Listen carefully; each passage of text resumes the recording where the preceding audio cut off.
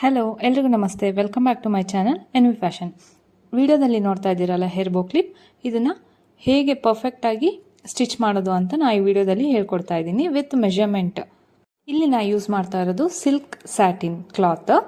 ಇದು ವಿಡ್ತ್ ಬಂದುಬಿಟ್ಟು 7 ಇಂಚ್ ಬರುತ್ತೆ, ಹಾಗೆ ಲೆಂತ್ ಬಂದುಬಿಟ್ಟು 11 ಇಂಚ್. ಬೋನ ಮೆಜರ್ಮೆಂಟ್ 7 ಇಂಚ್ ಇಂಟು 11 ಇಂಚ್. ಇದನ್ನು ಹೇಗೆ ಸ್ಟಿಚ್ ಮಾಡೋದು ಅಂತ ಮೊದಲು ನೋಡೋಣ. ಇದು ರೈಟ್ ಸೈಡು, ಮೇಲ್ಗಡೆ ಇರೋದು ರಾಂಗ್ ಸೈಡು. ರೈಟ್ ಸೈಡ್ ಮೇಲೆ ರೈಟ್ ಸೈಡ್ ಇಟ್ಬಿಟ್ಟು 1/2 ಇಂಚ್ ಗ್ಯಾಪ್ ಕೊಟ್ಬಿಟ್ಟು ಅದನ್ನು ಒಂದು ಸ್ಟಿಚ್ ಹಾಕಬೇಕು.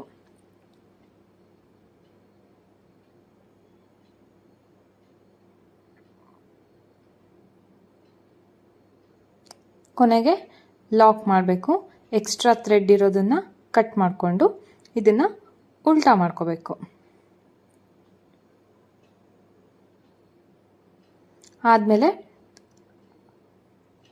ಐರನ್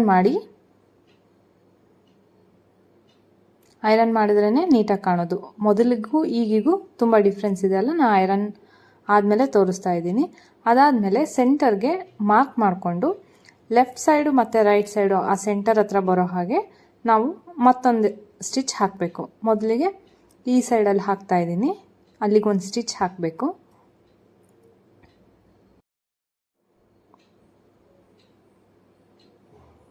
ಥ್ರೆಡ್ ಕಟ್ ಆಯಿತು. ಮತ್ತೆ ಮೊದಲಿಂದ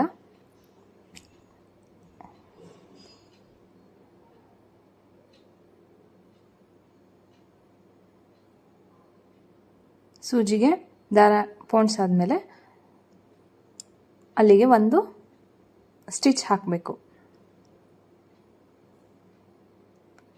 ನೆಕ್ಸ್ಟ್ ಈ ಸೈಡ್ ಇದೆಲ್ಲ, ಇದು ಕೂಡ ಆ ಸೆಂಟರ್ ಹತ್ರ ಫೋಲ್ಡ್ ಮಾಡಿಕೊಂಡು ಸೆಂಟರ್ಗೆ ಬರೋ ಹಾಗೆ ಫೋಲ್ಡ್ ಮಾಡಿಕೊಂಡು ಇಲ್ಲಿಗೂ ಕೂಡ ಒಂದು ಸ್ಟಿಚ್ ಹಾಕಬೇಕು.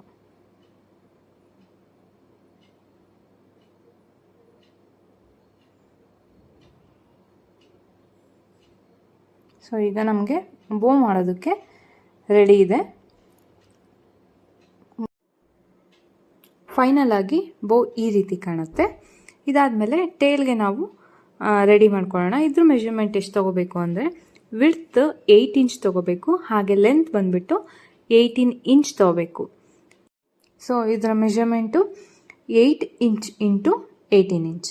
ಇದು ಕೂಡ ರೈಟ್ ಫ್ಯಾಬ್ರಿಕ್ ಮೇಲೆ ರೈಟ್ ಫ್ಯಾಬ್ರಿಕ್ನ ಫೋಲ್ಡ್ ಮಾಡಿ ಇಲ್ಲಿಗೆ ಸೆಂಟರ್ಗೆ ಒಂದು ಮಾರ್ಕ್ ಮಾಡ್ಕೋಬೇಕು. ನನ್ನ ವಿಡಿಯೋದಲ್ಲಿ ತೋರಿಸ್ತಾ ಇದ್ದೀನಲ್ಲ ಆ ಥರ ಫೋಲ್ಡ್ ಮಾಡ್ಕೊಳ್ಳಿ. ಸೆಂಟರ್ಗೆ ಒಂದು ಮಾರ್ಕ್ ಮಾಡಿ ಆ ಸೆಂಟರಿಂದ ಲೆಫ್ಟ್ಗೆ 0.25 ಇಂಚ್, ರೈಟ್ಗೆ 0.25 ಇಂಚ್ ಮಾರ್ಕ್ ಮಾಡಿ, ಮಾರ್ಕ್ ಆದಮೇಲೆ ಎಗೈನ್ 1/2 ಇಂಚ್ ಗ್ಯಾಪ್ ಬಿಟ್ಬಿಟ್ಟು ಸ್ಟಿಚ್ ಸ್ಟಾರ್ಟ್ ಮಾಡಬೇಕು. ಫಸ್ಟಿಗೆ ಲಾಕ್ ಮಾಡಬೇಕು. ಲಾಕ್ ಆದಮೇಲೆ ಫಸ್ಟ್ ಸೆಂಟರಿಂದ ಈಚೆಗೆ 0.25 ಇಂಚ್ ಮಾರ್ಕ್ ಮಾಡಿದ್ದೀವಲ್ಲ ಅಲ್ಲಿವರೆಗೂ ಸ್ಟಿಚ್ ಹಾಕಿ ಅಲ್ಲಿಗೆ ಎಂಡ್ ಮಾಡಿ, ಲಾಕ್ ಮಾಡಿ ಎಂಡ್ ಮಾಡಬೇಕು. ನೆಕ್ಸ್ಟ್ ಇನ್ನೊಂದು 0.25 ಇಂಚ್ ಮಾರ್ಕ್ ಇದೆಯಲ್ಲ ಅಲ್ಲಿಂದ ಮತ್ತೆ ಸ್ಟಿಚ್ ಸ್ಟಾರ್ಟ್ ಮಾಡಬೇಕು. ಅಲ್ಲಿ ಫಸ್ಟ್ ಲಾಕ್ ಮಾಡಿ ಸ್ಟಿಚ್ ಹಾಕಿಬಿಟ್ಟು ಮತ್ತೆ ಕೊನೆಗೆ ಲಾಕ್ ಮಾಡಿ ಸ್ಟಿಚ್ನ ಎಂಡ್ ಮಾಡಬೇಕು. ಸ್ಟಿಚ್ ಆದಮೇಲೆ ಎಕ್ಸ್ಟ್ರಾ ಥ್ರೆಡ್ ಇರುತ್ತಲ್ಲ ಅದನ್ನೆಲ್ಲ ನೀಟಾಗಿ ಕಟ್ ಮಾಡ್ಕೋಬೇಕು.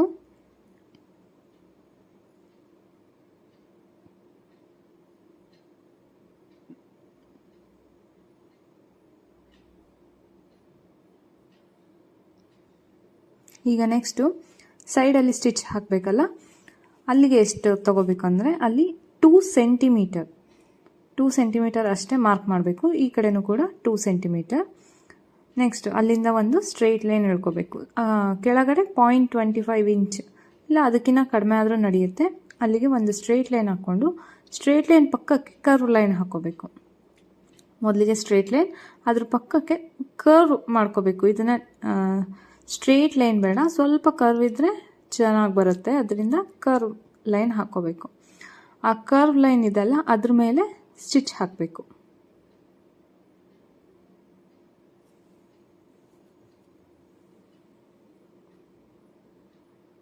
ಎರಡೂ ಸೈಡ್ ಕರ್ವ್ ಲೈನ್ ಮೇಲೆ ಸ್ಟಿಚ್ ಹಾಕಿದ್ಮೇಲೆ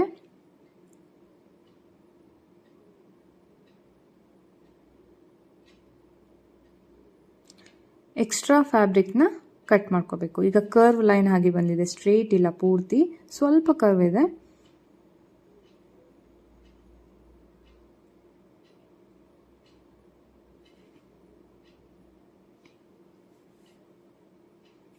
ಈಗ ನಾವು ಆ ಎಕ್ಸ್ಟ್ರಾ ಫ್ಯಾಬ್ರಿಕ್ನ ಕಟ್ ಮಾಡ್ಕೋಬೇಕು ಎರಡು ಸೈಡು.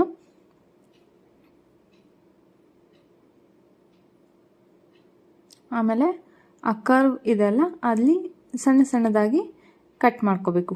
ರಿವರ್ಸ್ ಮಾಡಬೇಕಲ್ಲ, ಸೊ ಅದರಿಂದ ನೀಟಾಗಿ ಕೂರಬೇಕು ಅಂದರೆ ಚಿಕ್ಕ ಚಿಕ್ಕದಾಗಿ ಕಟ್ ಮಾಡ್ಕೋಬೇಕು. ಆದರೆ ಥ್ರೆಡ್ಡಿಗೆ ಟಚ್ ಆಗಬಾರ್ದು ಕಟ್ ಮಾಡೋದು. ಸೊ ಈಗ ನಾವು ಸೆಂಟರಲ್ಲಿ ಗ್ಯಾಪ್ ಇಟ್ಟಿದ್ವಲ್ಲ, ಸೆಂಟರಿಂದ ಆ ಕಡೆ ಪಾಯಿಂಟ್ 25 ಇಂಚ್, ಈ ಕಡೆ ಪಾಯಿಂಟ್ 25 ಇಂಚ್, ಅದರಿಂದ ನಾವು ಇದನ್ನು ಉಲ್ಟಾ ಮಾಡ್ಕೊಳ್ಳೋಣ. ಆ ಗ್ಯಾಪಿಂದ ಉಲ್ಟಾ ಮಾಡಿಕೊಂಡು ಇದನ್ನು ಐರನ್ ಮಾಡೋಣ.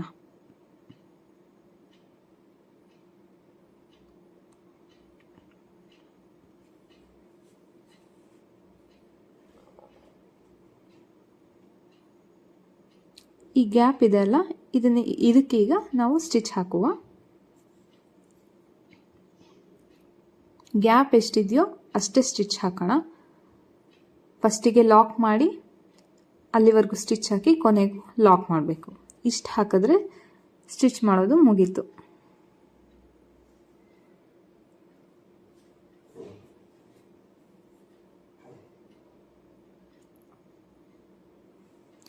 ಎಕ್ಸ್ಟ್ರಾ ಥ್ರೆಡ್ ಎಲ್ಲ ಕಟ್ ಮಾಡಿ ಈಗ ಇದನ್ನು ಐರನ್ ಮಾಡೋಣ.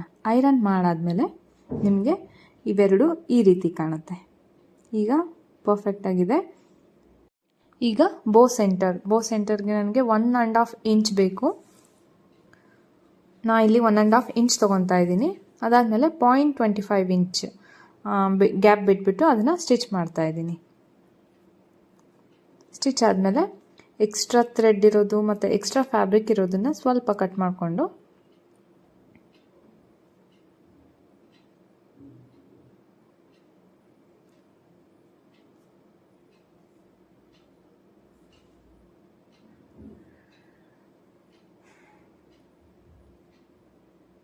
ಸೂಜಿ ಸಹಾಯದಿಂದ ನಾನು ಉಲ್ಟಾ ಮಾಡ್ಕೊತೀನಿ. ವಿಡಿಯೋದಲ್ಲಿ ತೋರಿಸ್ತಾ ಇದ್ದೀನಲ್ಲ, ಕೊನೆಗೆ ನಾಟ್ ಹಾಕ್ಬಿಟ್ಟು ಸೂಜಿ ಹಿಂದ್ಗಡೆ ಇದನ್ನು ಒಳಗೆ ಹಾಕಿ ಈಗ ಒಳಗಿಂದ ಆ ಸೂಜಿನ ತೊಗೊಂಡ್ರೆ ಇದು ಉಲ್ಟಾ ಆಗತ್ತೆ.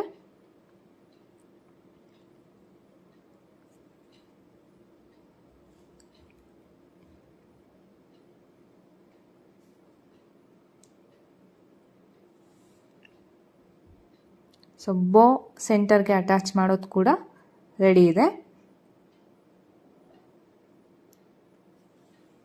ಈಗ ನಾವು ಮೊದಲು ಬೋನ 3 ಪ್ಲೀಟ್ಸ್ ಆಗಿ ತಗೊಂಡು ಸೂಜಿ ದಾರ ಯೂಸ್ ಮಾಡಿಕೊಂಡು ಅದನ್ನು ಗಂಟು ಹಾಕೋಣ. ಅದಾದಮೇಲೆ ಈಗ ಟೇಲು ಕೂಡ ಆಫ್ ಸೆಂಟರಲ್ಲಿ ಮಾರ್ಕ್ ಮಾಡಿ ಆ ಸೆಂಟರ್ನಲ್ಲಿ 4 ಪ್ಲೀಟ್ಸ್ ತೊಗೊತಾ ಇದ್ದೀನಿ. ಇಲ್ಲಿ ನಾನು 3 ಬೇಕಿದ್ರೆ 3 ಕೂಡ ತೊಗೋಬೋದು. ಸೊ ಆ ಬೋಗೆ ಅಟ್ಯಾಚ್ ಮಾಡ್ತಾ ಇದ್ದೀನಿ. ಅಟ್ಯಾಚ್ ಮಾಡಿ ಎರಡೂ ಸೇರಿಸಿ ಮತ್ತೊಂದು ಗಂಟು ಹಾಕ್ತಾ ಇದ್ದೀನಿ.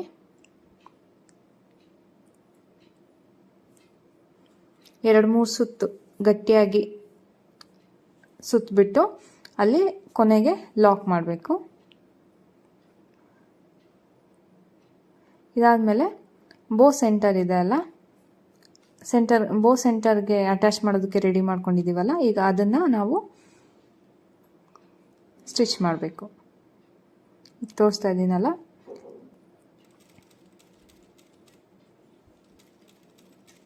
ಹೀಗೆ 2-3 ಸಲ ಲಾಕ್ ಮಾಡಿದ್ರೆ ಅದು ಗಟ್ಟಿಯಾಗಿ ಕೂರುತ್ತೆ, ಓಪನ್ ಆಗಲ್ಲ. ಅದು ಆದಮೇಲೆ ಕೊನೆಗೆ ನಾನು ಕ್ಲಿಪ್ನ ಅಟ್ಯಾಚ್ ಮಾಡ್ತಾ ಇದ್ದೀನಿ. ನಾ ಯೂಸ್ ಮಾಡಿರೋದು ಅಲಿಗೇಟರ್ ಕ್ಲಿಪ್. ನೋಡಿದ್ರಲ್ಲ ಯಾವ ರೀತಿ ಸ್ಟಿಚ್ ಮಾಡೋದು ಲಾಂಗ್ ಟೈಲ್ ಹೇರ್ ಬೋನ. ಈ ವಿಡಿಯೋ ನಿಮಗೆ ಇಷ್ಟ ಆದರೆ ಲೈಕ್ ಮಾಡಿ, ಹಾಗೆ ಈ ವಿಡಿಯೋ ಯಾರಿಗೆಲ್ಲ ಯೂಸ್ಫುಲ್ ಆಗುತ್ತೆ ಅವ್ರಿಗೆ ಶೇರ್ ಮಾಡಿ. ನಿಮಗೆ ಏನು ಅನ್ನಿಸ್ತು, ಹಾಗೆ ನೆಕ್ಸ್ಟ್ ಯಾವ ಥರ ವಿಡಿಯೋ ಬೇಕು ಅಂತ ಕಮೆಂಟ್ ಮಾಡಿ. ಹಾಗೆ ನನ್ನ ಚಾನಲ್ನ ಸಬ್ಸ್ಕ್ರೈಬ್ ಮಾಡ್ಕೊಳ್ಳೋದ್ರ ಮೂಲಕ ನನಗೂ ಸಪೋರ್ಟ್ ಮಾಡಿ. ಈ 3 ಹೇರ್ ಬೋ ಕೂಡ ಕಸ್ಟಮರೇ ಇದೇ ರೀತಿ ಬೇಕು ಅಂತ ಕಸ್ಟಮೈಸ್ ಮಾಡಿಸ್ಕೊಂಡಿದ್ದು.